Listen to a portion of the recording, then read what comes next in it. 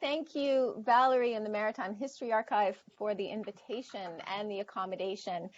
Thank you to the audience. Believe me, I'm a humanist. I know this is not the same. And I do appreciate your forbearance on this. Thank you to Darcy for the technical support, especially. I should begin with a territorial acknowledgement, which I find people do not do down here. But in teaching and being asked to teach the 18th century, I was also able to research a little bit about the indigenous history of central Pennsylvania. So I acknowledge I am on Haudenosaunee lands.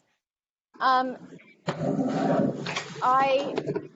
read Alan Doyle's A Newfoundlander in Canada this summer as my lighthearted summer read.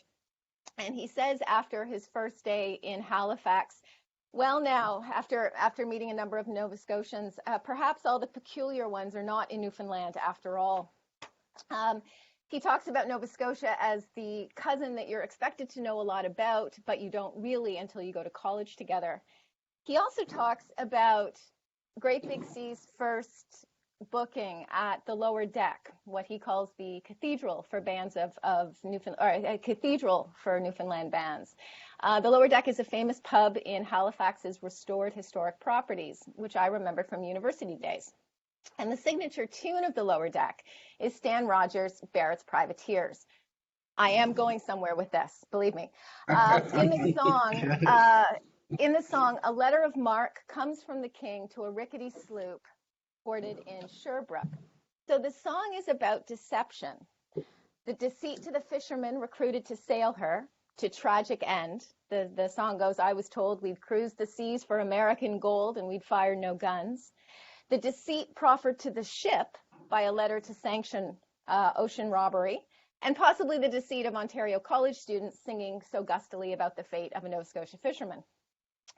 But just down the street, on the site of the 18th century King's Landing, the new Queen's Mark condominium project is under construction, promising luxury unrivaled in Atlantic Canada.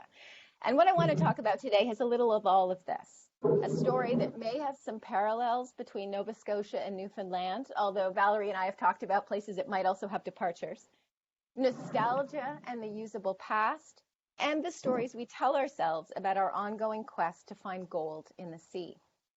But I want to begin by giving some credit where credit is due. Like many of us in Canadian environmental history, working in both history and geography alike, I owe a great deal to Graham Wynne. And in thinking about the argument that I want to make today about the age of sail as an alibi, I've always loved a line from one of his older articles. The answer lies in sentiment and symbolism. And this from a stage in his career where he was very much a material historical geographer.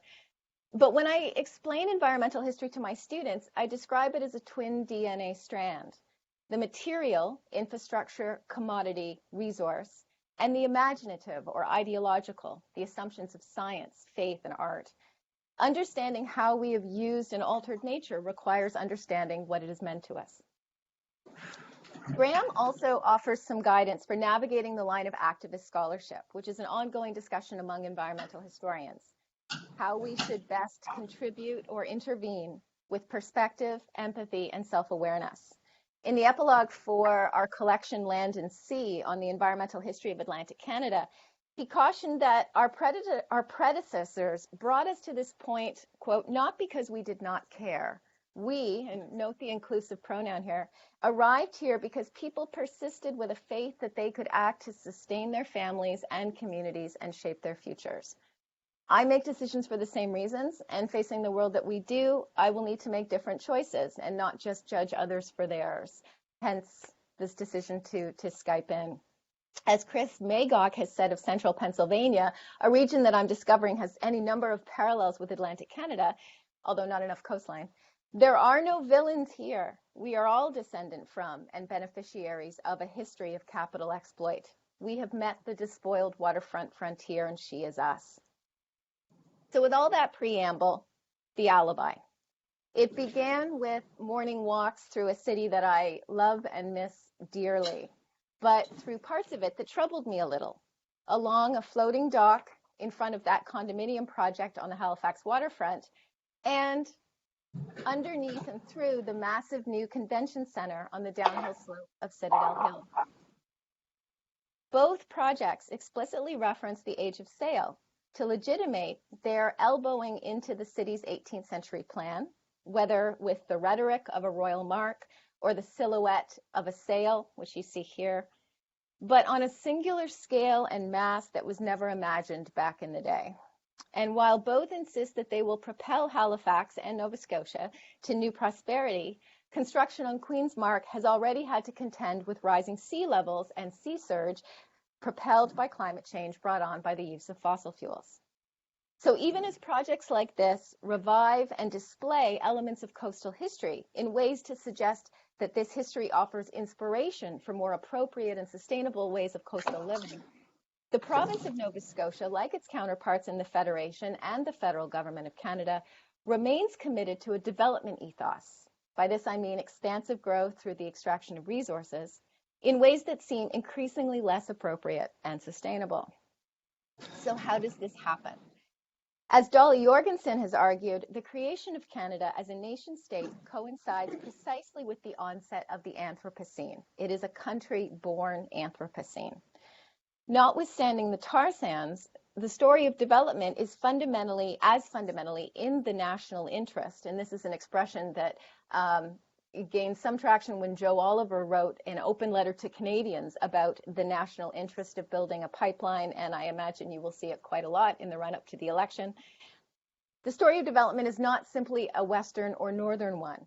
As Arthur Lower wrote exultantly in 1953, as to the sea, is it not a frontier too, which calls out all the resources and ingenuity and adaptiveness of man?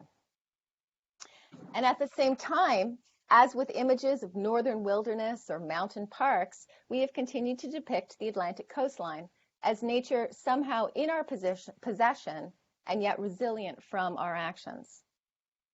So the Atlantic region, as features of its history, far from being forgotten or sidelined in Confederation, becomes useful to Canada as a nation state in a particular way, to legitimate the development ethos so central to the nation-building project in and of the Anthropocene. The Age of Sail can convey economic opportunity, the ingenuity of man, in concert with natural beauty and environmental power. So think of it as an environmental alibi for our extractive economy. An alibi safeguards you by confirming that you are in another place, and in this case, also another time.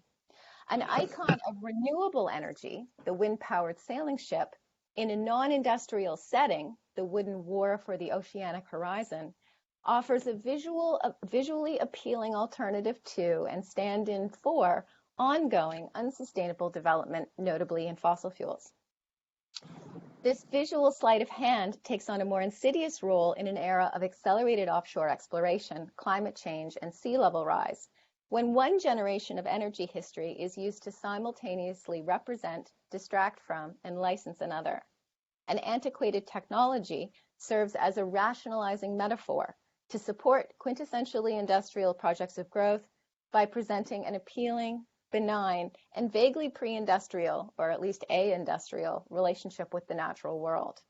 It supplies a fictional timeline running parallel to our own, from past glory to future prosperity, without admitting how we are paying for it in real time.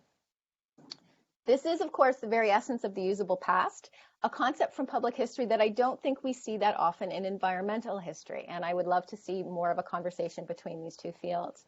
Today, I want to offer just a few examples of where tall ships are used to gloss over in and offshore development. So first, to confirm that in Confederation, Halifax and Nova Scotia were increasingly places of coal and oil, more than wind and water. Halifax had been a coaling station for the Royal Navy, a depot for the Intercolonial Railway, bringing coal in from the interior. And by the First World War, the site of one of the most dramatic mega projects in Canada to date, with the construction of the ocean terminals and a new rail line around the peninsula, while at the same time, this is some wonderful and awful engineering diagrams showing the aspirations for what is being constructed on the port. At the same time, Imperial Oil began construction on a refinery in Company Town across the harbor in Dartmouth. So here we're looking across the ocean terminals toward the refinery lands. All this to say that Halifax was deeply and physically invested in the traffic of coal and petroleum by the beginning of the 20th century. And yet, even with, or more precisely because of, these classic examples of heavy industry in the forefront, literally of the port city, it was cultivating a different image for itself. As a typical city guide from 1921, Halifax, Canada's Eastern Gateway, emphasized views, golf courses, and scenic drives around the Bedford Basin. As a publication of the Board of Trade, it was careful to mention the ocean terminals and the refinery as signs of the city's economic progress and economic promise. But the cover image shows none of this, only a cluster of schooners sailing off into the sunset, framed by a tall fir tree. If the guide's text and title acknowledged the modernization of the industrial port, the cover suggested its premature gentrification. It was a tale of two ports. And in the kind of timing that makes historians giddy, Halifax Eastern Gateway appeared the same year as the single most influential source of sail iconography ever in Canada was launched. I hope I'm not offending any Newfoundland memories there, just down the shore in Lunenburg. As a fishing schooner under sail, though, the Bluenose was an anachronism almost as soon as she was launched, since much of the Atlantic fishing fleet was turning to gas and diesel power after the First World War. But cherished for her lines and her speed as something singular, something still human scale, something to be seen, the Bluenose could appeal to a national audience with little familiarity with the operation of the Atlantic fishery. Accordingly, the Bluenose was on a postage stamp by the end of the decade and on the dime by 1937. Of course, the fact that she repeatedly beat or competed against American schooners, as I like to tell my students here, really was also part of her currency, so to speak. McCaskill's photographs are still for sale in downtown Halifax, but this was not the America's Cup or that scene in Wedding Crashers. She was raised by working fishermen, and she stood for a fleet dedicated to the industrial harvest of the ocean. The alibi, ironically, is especially thin in its most famous expression. It strengthens over time if we look to the three major industries of late 20th and early 21st Nova Scotia. In tourism, which is ostensibly the post-industrial sustainable path forward as favored by provincial and federal governments alike from the 1960s onward, the schooner under sail reappeared in motion, if not at McCalesk's speed, and in the form of the Bluenose's namesake replica, built in 1963, and if not the original. The replica is carefully ahistorical here. Few crew visible, on the open ocean, physically removed from any port of call or visual cue that might date the moment. But inside the booklet, the ship has vanished altogether, leaving only other namesakes, a land-based asset in the golf course looking toward the original shipyard in Lunenburg, and a massive car ferry called the Bluenose, designed to carry Americans rather than compete with them. Here, the alibi as the schooner lends its name and its allure, but is removed in two different ways from the prevailing relationship with the shore, land versus sea, wind, or diesel versus wind. The sailing ship grows smaller and less industrial, but presumably more achievable, sort of, depending on your pay scale, over time. Here we are invited onto the deck of a yacht whose occupants admittedly are dressed inappropriately for any sail in the North Atlantic, which suggests the reality of the image. But isn't this lovely? We're promised a place that somehow exists outside the age of carbon and outside of the landscape and economy and workforce that supplies it. But to reach this other place, as Tina Liu, who very graciously shared this image with me, did, we still move in this place, consuming first coal and now airplane fuel in order to get there. even while these small coastal communities are increasingly vulnerable to storm surge and sea level rise attributed to climate change caused by the consumption of those same fuels. So that's tourism. The sailing ship has also been woven into the two most overtly industrial commitments of specifically Nova Scotia in the current century: offshore exploration and the National Shipbuilding Project. So I'll take each of these in turn. In 2001, the Canada-Nova Scotia Offshore Petroleum Board used a photograph of the Tall Ships Regatta departing Halifax from the previous year on the cover of its annual report. As you in Newfoundland well know, the boards were designed in the early 1980s to oversee offshore development and, by safeguarding provincial revenues, hopefully prevent another national unity crisis coming from the energy sector. Incidentally, in class today, the Introduction to Canada and the Environment class that I teach to first-year students here, we have been reading the new collection, The Nature of Canada, and Stephen Penfold has a really great essay in there on national dreams and energy projects in Canada in the Anthropocene. So this is actually quite topical. But despite the collaborative premise of the board, the logo of the CNSOPB betrays the provincial nationalism so profound in Canadian energy politics. The motif swoops like a gust offshore, driving and divorcing Nova Scotia, already nearly an island and possibly soon to be literally an island, according to some sea level predictions, divorcing Nova Scotia from the rest of Canada, which is otherwise invisible. The province becomes the literal representation of the offshore state. That said, otherwise, we are not meant to be thinking about oil and gas at all. The cover of the report suggests nothing of the complicated and contentious backstory and nothing of the petroleum frontier except as a frontier. As with its predecessor in the 1921 Guide to Halifax, we see the ships led by the comparatively small but feisty and confident Bluenose 2 departing toward endless possibility. There is no impediment to view, and thus presumably none to development. No unsightly platforms, spills, or fires. Indeed, like McCaskill's photograph of the Bluenose, we have reverted to a view of full sails and no people, open horizons and no histories.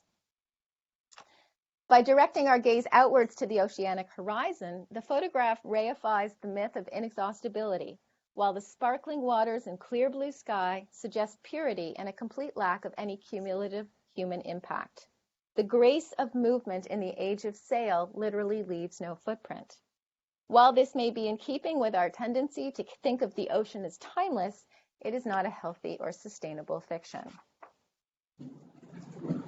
The Bluenose and other sailing ships, including her twice constructed namesake, have remained popular and, more to the point, useful because we can separate what they did from how they did it.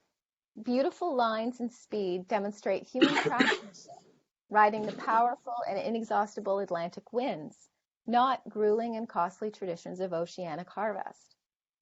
Furthermore, by substituting the 18th century variant of exploration, especially impressive square riggers, as a proxy for offshore drilling, the board and the offshore industry more generally benefits from heroic associations with none of the cost or controversy of non-renewable fuels.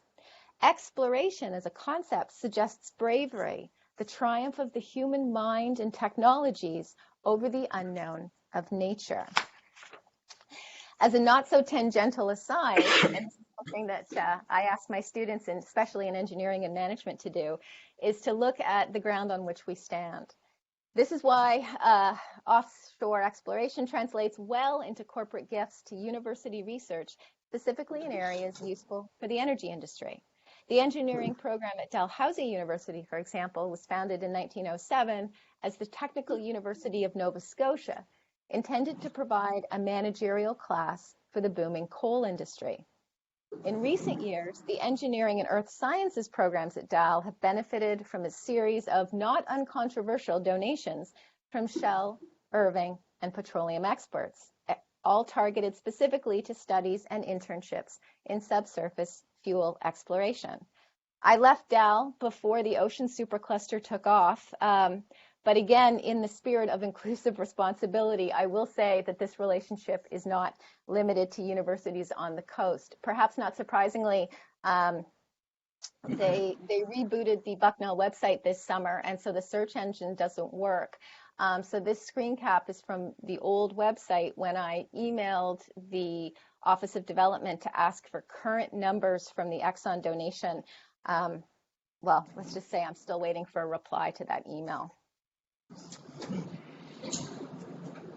It must always be remembered, one man wrote to the Halifax Herald in 1956, that since Confederation, Nova Scotia has had nothing to annex but the sea. And indeed, the province has leased parcels worth upwards of $1 billion on the Scotian shelf. In the bullseye, and I don't know if I move my cursor, if you can see it here, in the bullseye sits Sable Island, a highly sensitive sandbar ecosystem known to European mariners as a hazard since the 16th century. Also the site of the first offshore drilling in the 1960s. Though now, Parks Canada encourages you, if you are going to visit, to arrive by sea, and I'll quote from their website, as a truly authentic way to appreciate its stunning landscape and to connect with its long, rich maritime history. But does connecting with this history help us ignore the rest of the map surrounding the island? In addition to offering a gloss of romance to extractive industry, tall ships, which historically were important tools and displays of state power, can serve as symbols of the territorial and maritime reach of state authority. In 2010, the federal government announced what was then called the National Shipbuilding Procurement Strategy, the largest peacetime naval construction program in Canadian history. The first and most coveted component of the National Shipbuilding Strategy included combat vessels, offshore, and Arctic patrol ships, part of the overt commitment to Arctic sovereignty under Stephen Harper's Conservative government. Irving Shipbuilding of St. John, New Brunswick, which had purchased the Halifax shipyard in 1994, bid for this first combat contract. The public face of the bid was an ad campaign titled Ships Start Here. Some of you may have seen that this was quickly satirized as Starships Start Here, various other kinds of slightly not appropriate for polite company start here, but this is the one I want to focus on. Ships Start Here name dropped Samuel Cunard, the steam magnate of the early mid-19th century, and featured archival photos of the shipyard and Atlantic convoys in Bedford Basin during World War II to suggest Nova Scotians as natural shipbuilders. It also capitalized on an assumed nationwide familiarity with shipbuilding as Nova Scotian and specifically one ship. So this is from a presentation that they gave in May 2011. Here the alibi removes us in place down the shore to the smaller, more approachable human-scale Lunenburg shipyard, as well as in time, back into the 1920s. But also in technologies. Why include steel in what became a $3.5 billion contract for top-of-the-line diesel patrol and combat vessels? Besides the appeal to regional pride and exceptionalism, suggesting a particular affinity with ships in the sea, there is the beauty of artisanship, traditional craftsmanship, men working with hand tools in a wooden cradle. But there is a disingenuous quality to the use of the Blue Nose here, in that, like with the CSNOPB report, invoking the power of wind and sail suggests an allusion to a more sustainable and more publicly palatable form of energy consumption. In fact, the contracted frigates, which I believe are basically launching as we speak, are a perfect symbol of the Anthropocene, a nexus of industrial construction, state sovereignty, and fossil fuel consumption, or fossil fuel spills in the harbors that launch them. Even in a province and city deeply invested in and committed to the history and economy of the armed forces, a tall ship is a kinder, gentler demonstration of maritime authority than a destroyer. This is a very Canadian story, where ideas of sovereignty, whether in national defense or national wealth, have been entwined with fossil fuels. but we rarely see this side of ourselves.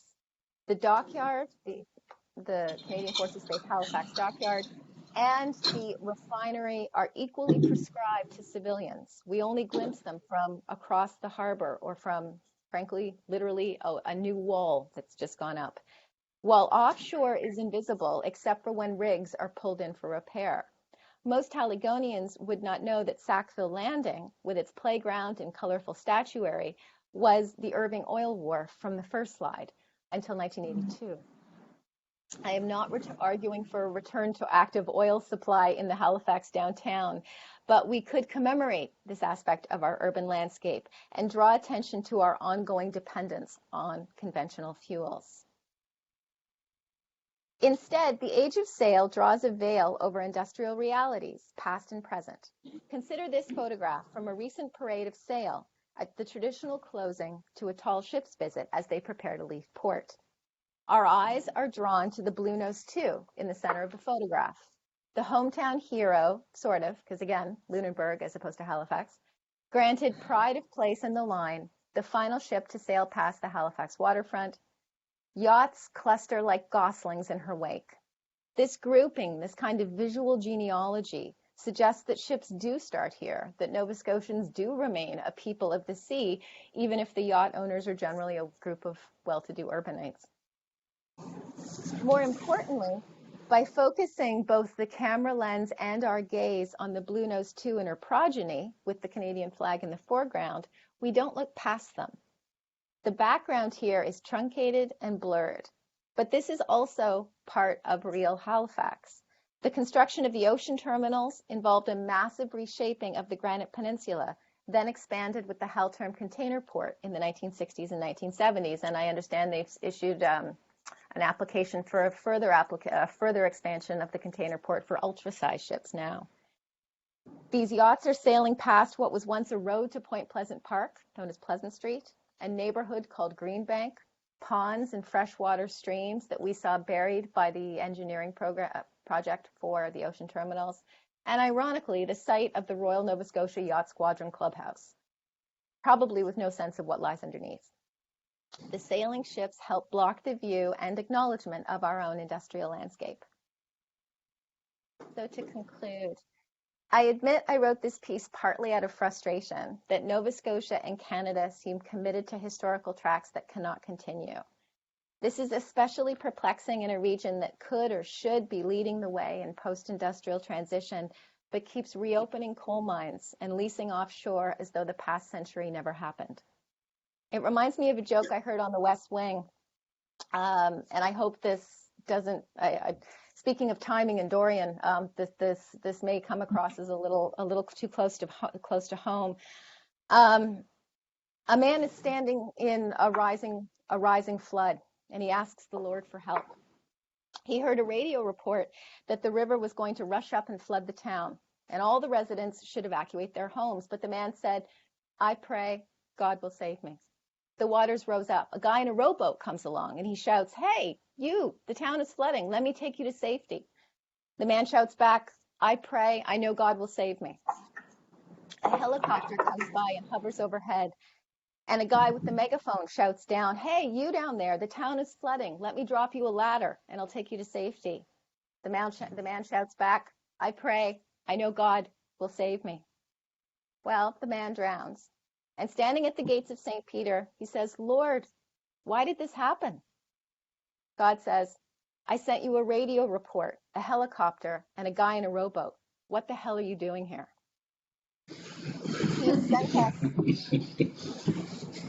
He sent us the arrow, the tar ponds, extreme weather. What the hell are we doing here? Still, one of the things I love about environmental history is it isn't merely, although it is mostly, a litany of human failings. There are choices we can make. Greta Thunberg, bless her, just sailed across the Atlantic. Instead of using the age of sail to symbolically authorize fossil fuels, why not use wind and tide more literally? As Eric Sager has said so well, the cost of every dollar invested in petroleum is the foregone opportunity of investment in another energy source. If Nova Scotia believes itself to be shaped by the sea, wouldn't it make more sense to think and act more like a North Atlantic state than a North American one? like other smaller coastal states like Denmark with its wind farms, rather than large terrestrial ones? What if we were to see schooners as the older kin of turbines, projects of construction that require skilled labor, a means to participate in international markets, a way of distinguishing a small coastal peninsula from a larger continent? What if we didn't need an alibi? Thank you, and I'd be delighted to answer any questions or hear your thoughts.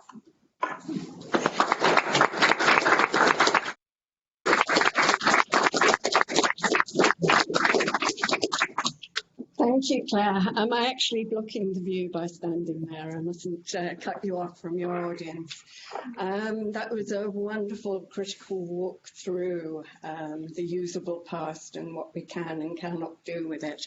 And particularly brave, I think, to include the joke there and get to the punchline. We've got an audience of very eclectic people here today. So the questions are likely to come from all sorts of areas, but you've demonstrated how much you are able to encompass in your work. The one fear I have is that somebody, particularly at the back, might be inaudible. So what I'm going to say is that I will field questions. If you don't hear them properly, please say immediately, and either the person should come up further to the front so that Claire can hear it direct from you, or else I will do my very best to convey the question to Claire. So the floor is open, please. Questions, comments, observations? I'll dive in. John. Hi, Claire. It's John Sandloss here. Hi. You may not be able to see me. How's it going? You're very small. It's true. Can you hear me? I certainly can. Okay. I was sort of thinking about, like, you know, I don't mean this as an unfair question, but I'm just wondering if you've thought about, I think what could be really interesting is extending this work out and doing a kind of comparative analysis of other states that engage in offshore oil, and do they have a cover? And I was just thinking about here in Newfoundland, it's certainly not sail, I don't think, unless I'm wrong. I mean, what I see is that it's this whole, like, the harsh ocean, and our university participates in this big time. So Newfoundlanders are people who have faced the harsh, unrelenting, unkind ocean for centuries, and offshore oil is simply an extension of that. So we do research on how to overcome those harsh conditions. That fits into the myth and so on. And I'm just wondering, like, you know, what is there a North Sea cover? Is there a Gulf of Mexico cover? And I understand you may not have had a chance to think about these things, but I just thought I'd throw it out there as something to think about and an interesting direction this research might go in.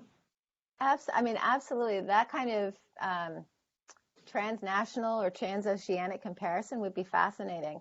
I think it's interesting that your narrative is as much 19th century as mine, right? Mm-hmm. And I think one of the things that researching this project brought me to was the need for Canadian environmental history to move back and grapple with the 19th century ideologically, in order to understand the material consequences in the 20th.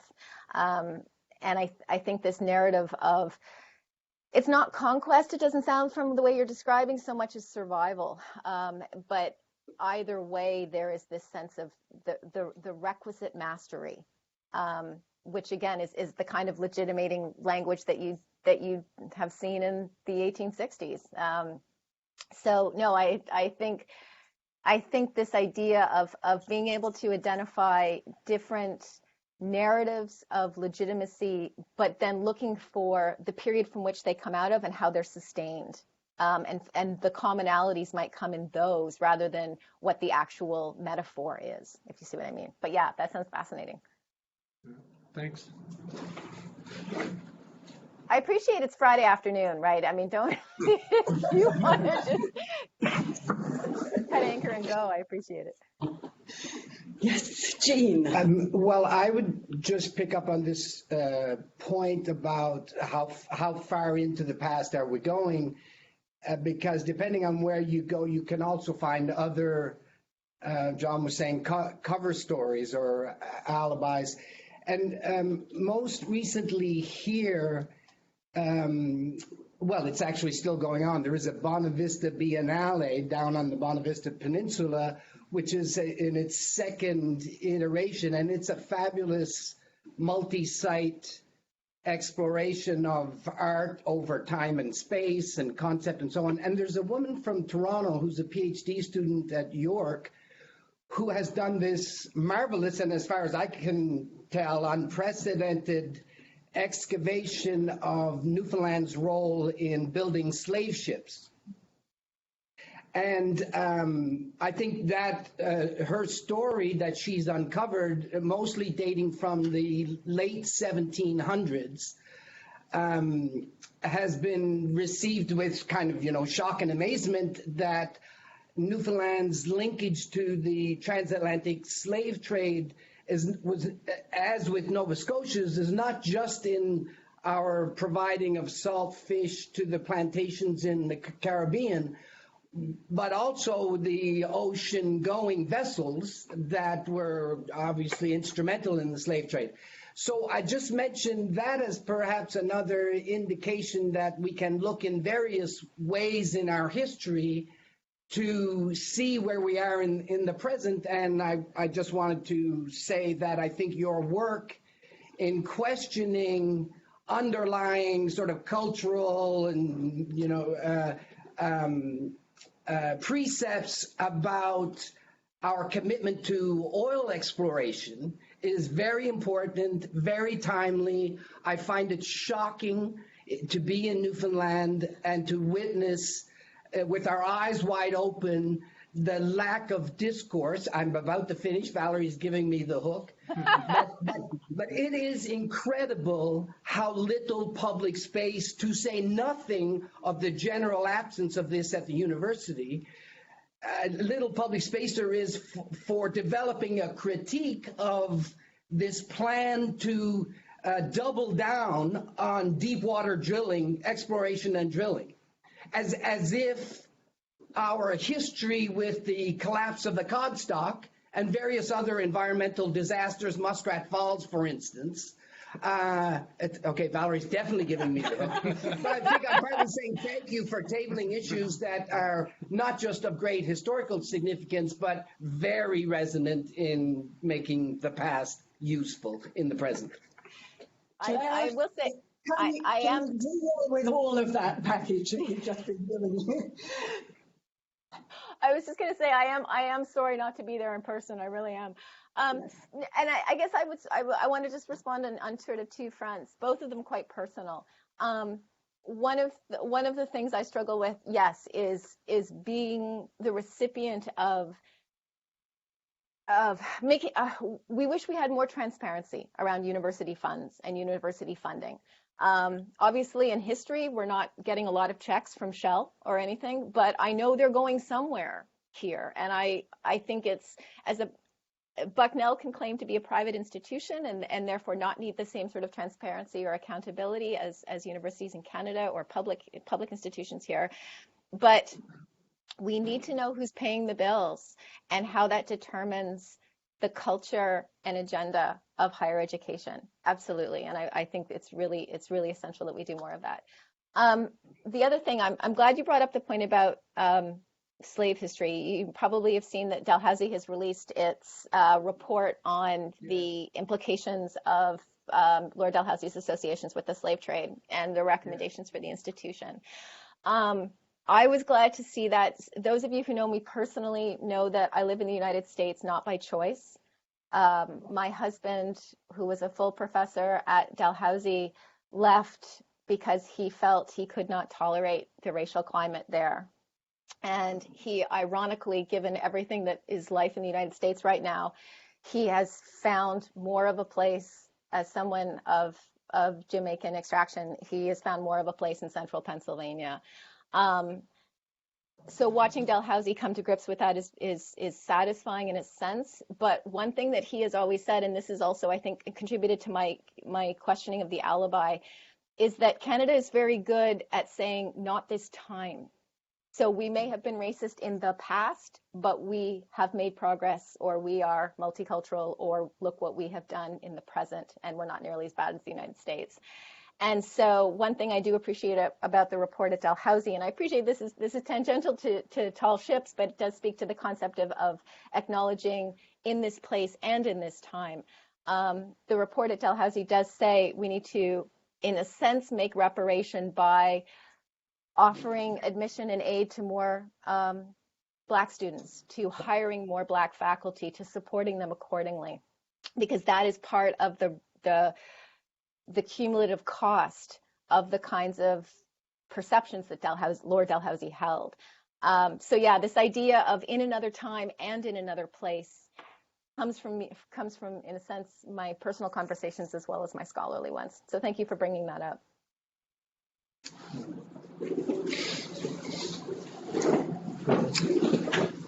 Dean.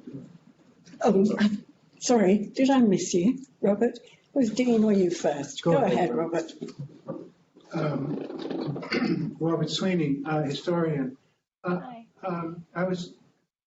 I agree entirely with you about the importance of environmental history of the 19th century, and also environmental history of shipbuilding in Atlantic Canada, and it's to talk about an extractive industry in Canada in the 19th century, the highly destructive of the environment, is of course the forestry industry, which was in large measure created as a supplement to British mastery of the seas. And the shipbuilding of the 19th century, I noticed on your slide you had Irving had it going shipbuilding in Nova Scotia going back 120 years. But of course, it goes back a whole lot longer than 1900. It goes back considerably before that. And in the 19th century, most of the vessels being built, the tonnage being built, are what we call colonial builds. They're for bulk transit. And so many of the goods being transported are the 19th century equivalents of our current day extractive industries. So, I mean, there's an element of alibi of sale that really does depend on misunderstanding what sale was used for in the 19th century.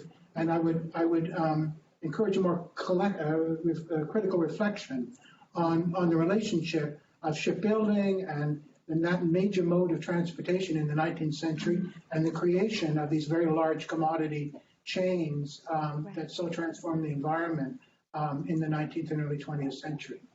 Claire, may I just add to that the figure that the Atlantic Canada Shipping Project came up with, and we are standing in the environments of the Atlantic Canada Shipping Project, was that 1/3 of the tonnage on the British registry by the end of the 19th century had been Canadian, and that's mostly Atlantic Canadian built.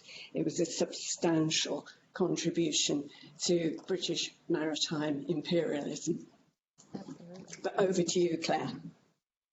I don't have much to add except to suggest that this is one of those moments where perhaps the Age of Sail as predecessor, as opposed to exculpatory alibi, the importance of recognizing that even if we have removed visibly even if we do not have access to or wish to acknowledge or have become distanced from just how much of Canada rests in this premise of extraction without end, that is the Canadian tradition, colonial into state, that we continue to find justification for. And that justification has changed over time. But what we have done with the Age of Sail is taken, as I sort of saw in this shrinking of the schooner to the yacht, we have downsized the footprint, right? So that as opposed to the sort of the massive tonnage and the massive export, and that part gets left out of public imagination and public story. But that's fascinating. Thank you very much. Dean. Hi, Claire. Good to see you. I saw that you were presenting here, and I thought, oh, she's coming to Newfoundland, finally. Sorry. I'm happy to still see you. I've been struggling with the same questions about how much travel to do. My question, I guess, two parts. The first would be, it's already come up here, I think, but the connection between the environmental alibi and what it does to, or this alibi of sale and what it does to labor, or to the elimination of labor. Like you say, there's no people on those ships. There's no, so just the connection between environmental history and labor history in this example. But my other point would be on, it's less of a question, but more, I think you've been showing how industry has used the issue of the ship and the age of sail to obscure what it's doing and to form as an alibi. But I'm thinking too that the environmental movement and specifically ecology as a scientific discipline has also drawn heavily on the age of sail, like the concept of carrying capacity, for instance, right, first comes from the carrying capacity of these vessels and issues around taxation. And then that carrying capacity then gets taken up and applied as if we're on spaceship Earth, or we're. So I think there'd also be potentially some roles here for how these pre-industrial images, specifically the sailboat and the idea of being on a ship, how that has actually framed how we respond in terms of conservation and like the attempt to get beyond the industrial. So I think it's on both the development side and the conservation side. And I've just any comments you might have on No, that's I mean the first point, absolutely. And I think, I mean, the literature better than I do.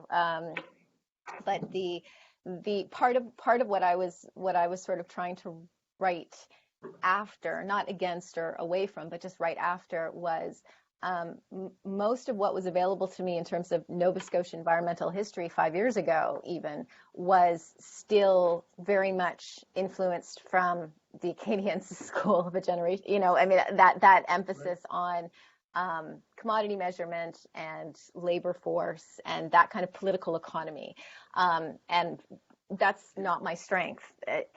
And so I was thinking, can I write to the emotional, the cultural, the persuasive, the ideological? Because I think that does, especially even in a province that is, told it's shaped by the sea, but predominantly urban, told that it's a seagoing people, but most people don't own their own boats. There is this need to sort of confront how the story and the message. But I think getting into that question of, I mean, the students I had at Dal were like, you know what, I want to stay in Nova Scotia, but I need a job. So what can I do? And one of the sort of the personal questions I have as a professor, as a teacher, is what am I doing here, right? What I don't want to send all my students to management to go work for mid-level management in coal and gas. I would like to see them employed constructively and cleanly and greenly. And so in some ways, that's one of those moments where studying the subject and trying to shape the course of your subject blurs a little. That's a bit all over the place, but hopefully some of that resonates a little bit. I love the idea of more of a critical read. I've seen a little bit of this in environmental humanities, critiquing some of the metaphors and images used by large-scale environmental mobilization. My thinking is you sort of have to prioritize. Like, I want the environmental movement to be self-critical and aware, but I'm slightly more worried about, peak oil. So I would rather go. I think that's where I started. But the notion of being sort of conscious and sensitive and responsible in our choice of images and narrative, I think is a really, and that's, again, that's not just environmental, that's also in terms of racial and inclusivity and all that kind of thing. So I think that's a great project for somebody. Thank you. Thanks, good. Anyone else? If there's no one, can I say something quickly on greenwashing? No. Well, you're in charge. Let me please ask Claire a question. John began by, would you like to think a little more about this? And I'm going to play the gender card here. And I'm going to say that you, like me, consistently refer to ships as she, and you will no doubt be aware that there has been another cycle in that discussion, and many institutions have now gone to the gender-neutral pronoun.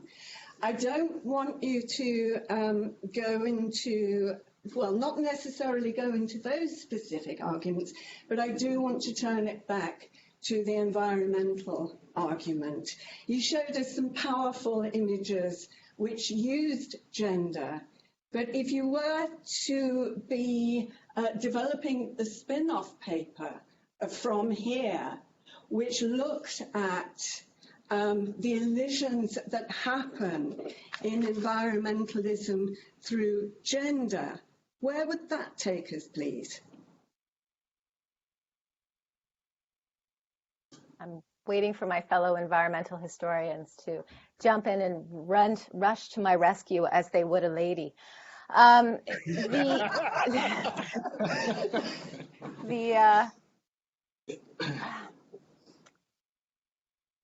Again, to comment both on subject and practice, one thing that the field of environmental history has been thinking about and struggling with is its white masculinity. And I think that that idea of that force of who is writing the history is something that we continue to think about. So I'll set that there.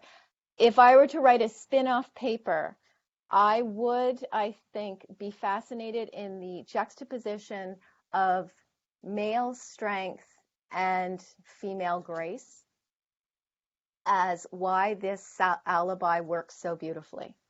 I think perhaps one of the reasons that she remains an unfortunately embedded pronoun is the characteristics that made something like the blue nose so appealing are the characteristics that historically were ascribed to the feminine gender. And yet the kinds of commodity extraction, economic and political power that really undergird even the creation and need for the alibi have historically been ascribed masculine. So I think you could write the entire paper over again using, and feel free, any graduate students in the room, using that reading of, again, very 19th century modeled or anchored pronoun or characteristics in that kind of pairing whereby one softens and elevates the other. And I think, so I don't know if that answers your question, but that's where my mind first went.